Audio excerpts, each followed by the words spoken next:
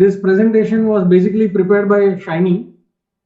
We had helped her to prepare this. So we are going to talk about the basic troubleshooting that every nurse is going to face during the application of the Paxman.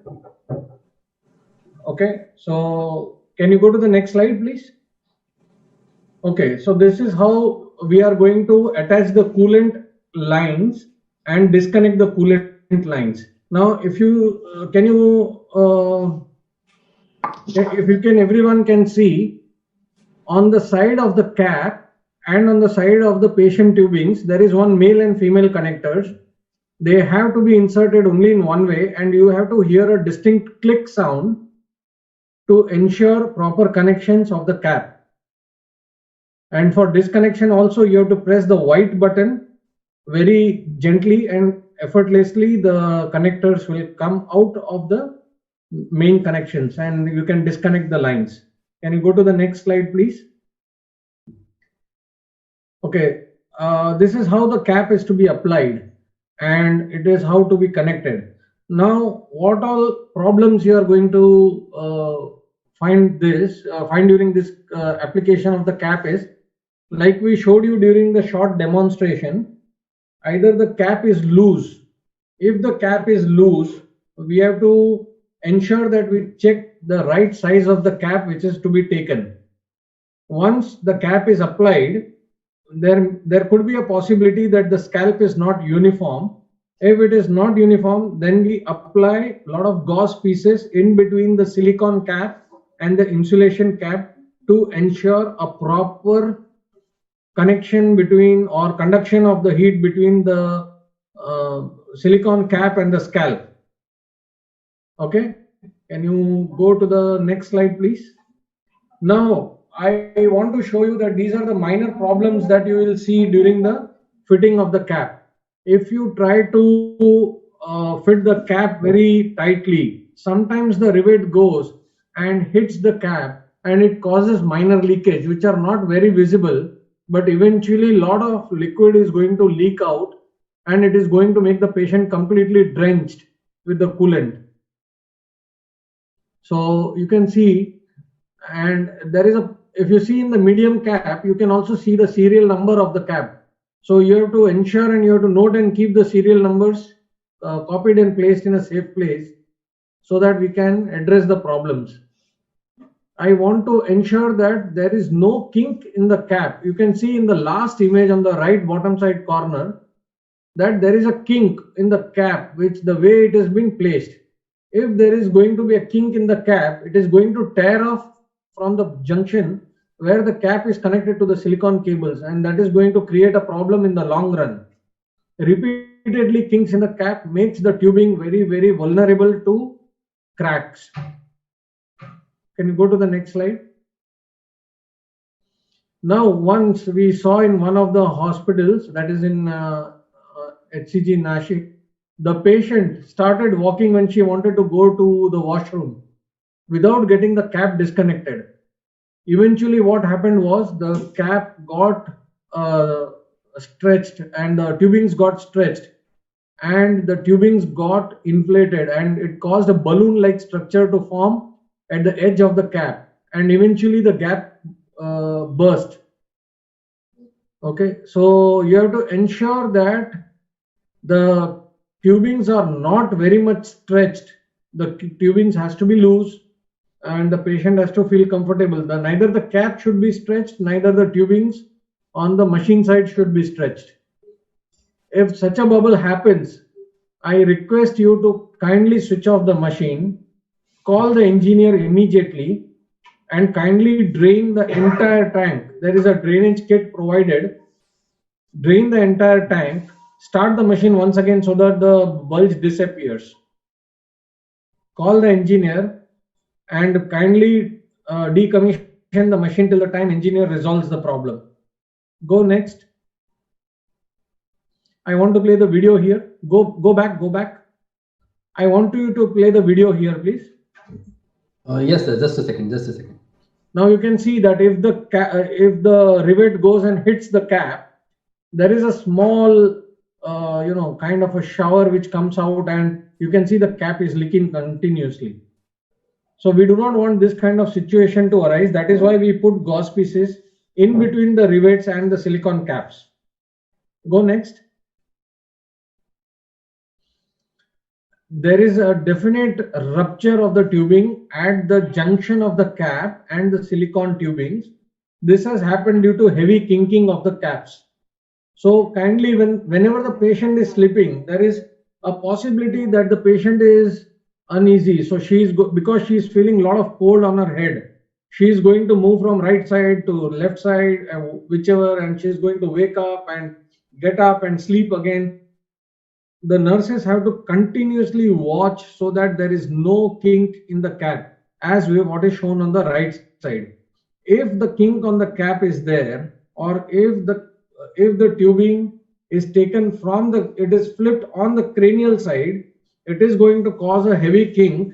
This is going to stop the flow to the cap as well as rupture the cap, rupture the tubings as well, probably. We do not want this situation to occur. So I am requesting all the nurses, whoever is watching, and all the doctors, whoever is watching, that they have to instruct the nurses to continuously watch the patient and instruct the patient to avoid any kind of kink at whichever point in the tube. This is my humble request. Go next. Now, as you can see, once it is ruptured, this is on the left side, the tubing has ruptured, the balloon which was there. Yeah, kindly take the mouse up near the thumb, yes. The second thumb below. Yeah, so that side you can see the tubing has ruptured and the connector is split open and the entire coolant has leaked out. When such a thing happens, kindly switch off the machine and call the engineer. Do not switch on the machine, or whatever the coolant is there inside the machine is going to all be pumped out of the machine. Please help us and do not switch on the machine, and kindly call the engineer. This is on the tubing, yeah, where the mouse is. Near the thumb you can see, yeah, that is the tubing which is ruptured, yeah, that one. And on the right side you can see the cap is ruptured and it has caused a massive leak in the cap. All right, go next. So this is the screen that you will see. Now, once you start this screen, you can see that on both the sides there are stage 1, stage 2, stage 3. Many a times we get a lot of call from nurses who ask us that we have already completed the pre-medication, now how to proceed further, or during the pre-medication or during the chemotherapy there was a power failure and the machine was switched off. No problem. In such a thing, if it happens, you can again start from stage 2, continue till the time the entire chemotherapy is completed, and then you can go to stage 3 automatically. Now, many a times what happens is they have had a power failure when stage 2 was completed, and they were going after the post cooling period. Doesn't matter if there is no timer or anything on stage 3, you can please proceed forward. Keep it on for as long as possible. The main idea is to keep the scalp cooled. Forget all the timers, forget all that. And if a power failure occurs and it is going to be long, take ice packs and put it on the scalp. Go next. Now, in one of the places, we had seen that the chemotherapy drug had spilled on the screen. So we got a complaint that saying that the screen has got a black blob on the screen. And on the right side also you can see on the above the word Paxman, there is a lot of blackening in the area on the top corner. Yeah, that corner, yes. So what happens is you have to protect. This is a touch screen, okay, so it has got an active inputs available. You should not allow any kind of liquids to be spilled on the screen. Again, if such a thing happens, it is important that you decommission the machine and call the engineer. Okay, and you have to to protect the screen, what you could do is, you already have some kind of face shields available with you. Either you can use the face shield, or you can use any plastic or any kind of sterile drape or something that you can apply, and you can protect the screen if you are going to have chemotherapy going to be dripping on the machine. Kindly ensure that no liquid spills on the machine. The machine is sensitive, and if there is any spillage on the machine or electronics, it is going to get damaged. Go next. You can see clearly you can see the liquid being spilled on the screen. You can see on the right side, you can see this. Can you see my screen? Okay, can you move the mouse please on the right side? On the right side. Yeah, you can see those water droplets coming down on the screen. Yeah, those ones. So kindly ensure that there is no liquid which is falling on the screen. Go next. Okay, whenever the coolant goes low, whenever the coolant is low, it will give you on the left side, it is going to first give you an alarm, low coolant, please top up. But it will allow the cooling to happen. So you can complete your chemotherapy cycles, you can do all the necessary treatment and then call the engineer. Or even during chemotherapy, if the nurses are trained to top it up, you should top up the coolant. On the right side, sometimes when the coolant is empty and you are starting the machine for the first time, allow the system to cool till the time the coolant temperature, which is shown on the top side of the screen, okay, it has to cool down to -4 degrees centigrade.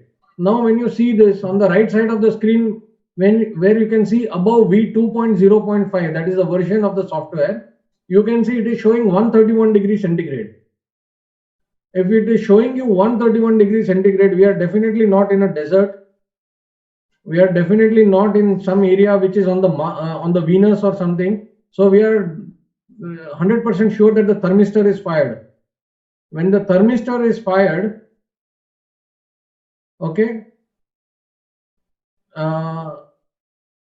Okay, there is a question. I'll answer that question a little later.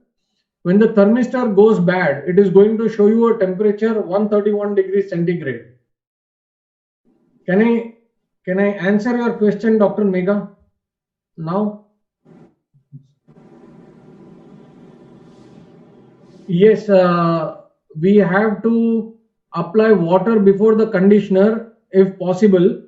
If there is no water applied, but if the conditioner is completely properly applied, then we don't require the water. But it is always better that water and conditioner combination is always better, so that the scalp is effectively cooled. Have I answered your question?